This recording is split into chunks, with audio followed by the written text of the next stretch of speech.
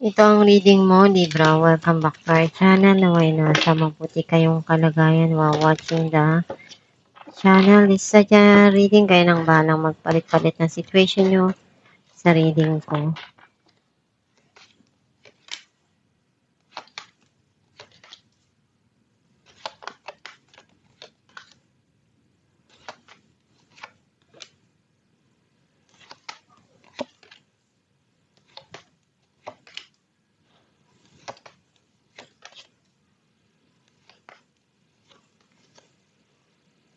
At the bottom of the deck, 5 of Cups. Feel like ang nasisense ko na energy mo, nakita ko na andun yung kalungkutan na nararamdaman mo ngayon. May mga gagawin ka na alam mong andun yung panghihinayang. Ayaw mo mang bitiwan yun, pero kailangan.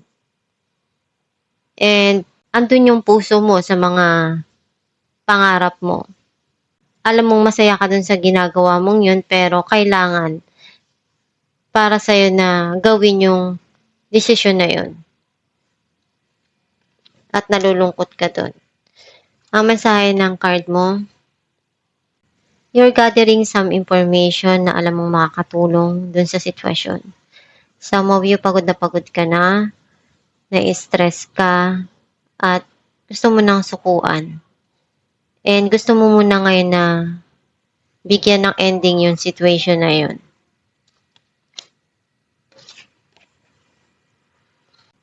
Kailangan mong ibalanse yung mga nangyayari sa buhay mo at ibigay kung ano yung tamang desisyon dun sa mga nangyayari ngayon at dumarating sa buhay mo na sitwasyon. May parating dito na joy, happiness, and healing. Hindi mo alam kung tama ba yung gagawin mong hakbang or kailangang sabayan lang yung agos ng buhay at pinag-iisipan mong mabuti.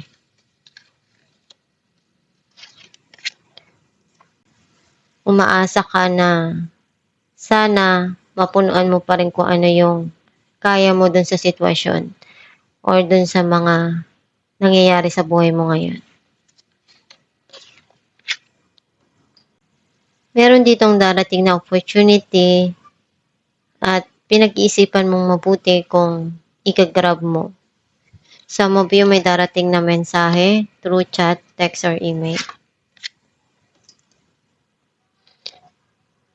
You want to change yung mga nangyari sa buhay mo na hindi maganda. And pinag-iisipan mong mabuti kung ano yung kailangan na ibigay dun sa sitwasyon.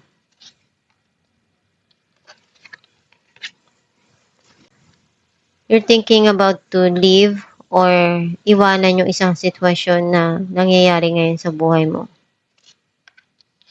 Clarify natin ng 10 of Wands. Page of Cups and 2 of Pentacles. May pangarap ka na gusto mong maabot pero urong-sulong ka or hindi ka pa handa na magdesisyon ngayon. And napapagod ka na doon sa mga nangyayari. Clarify natin ang The Sun. The Sun and 2 of Cups.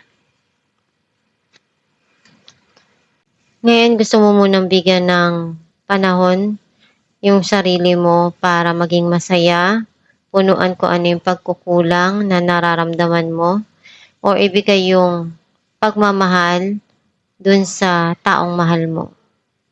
And unti-unti ka nang nagiging okay and nagiging masaya sa kung ano yung dumarating sa buhay mo.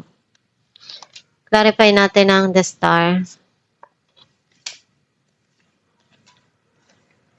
7 of Wands and 3 of Cups. Meron ditong darating na pagkikita or pag-uusap. And andun yung paniniwala mo. Kahit anong mangyari. Alam mo kung ano yung kailangan doon sa sitwasyon at ibibigay mo Kung kailangan punuan, pupunuan mo. Clarify natin ang Five of Swords. Five of Swords and the Devil. Gusto mo munang alisan yung mabigat na sitwasyon na dumarating ngayon sa buhay mo or pag-isipan ng mabuti. Kasi feeling mo bigat ka na dun sa problema na yun at gulong-gulo ka na. Mas gusto mong baguhin at isipin kung ano yung makakabuti para sa'yo. Clarify natin Temperance. Three of Wands and the Empress. Mayroon ka ditong desisyon na kailangang harapin at isipin kung ano yung mas kailangan dun sa sitwasyon or para sa sarili mo. Kailangan mong timbangin at pagdesisyonan ng tama. Clarify natin ang the Fool. Page of Pentacles and Ace of Pentacles. Ngayon, nag-iisip ka kung anong paraan na pagkakitaan mo, i-manifest mo yung darating na blessing sa'yo, or iniisip mo kung ano yung trabaho na bago na makakatulong sa buhay mo ngayon. Or some of you, meron ditong darating na bagong trabaho na gusto mong tanggapin at gawin. Clarify natin ang Eight of Wands, Two of Swords, and the Moon.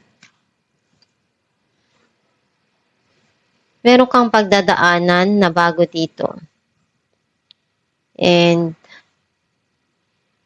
some of you, andun yung marami kang na-experience na pagsubok sa buhay at natuto ka dun. And you're keeping it to yourself kung ano yung nangyari sa buhay mo at mga pinagdaanan mo.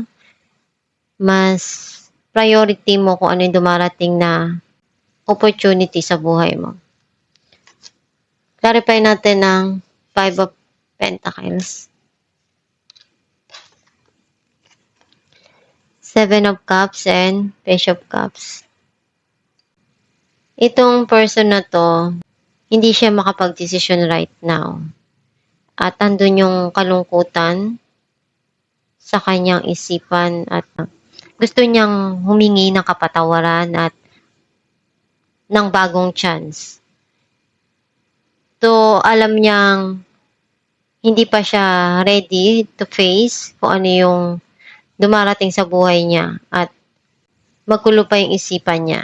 Some of you, andun yung desisyon na kailangan mong gawin pero right now, you feel undecided at nalulungkot ka doon sa mga nangyayari ngayon sa buhay mo and gusto mong ilabas yung nararamdaman mo. Pero wala kang mapagkakatiwalaan or wala kang mapagsabihan ng nararamdaman mo right now. Alamin natin kung ano mensahe para sa'yo.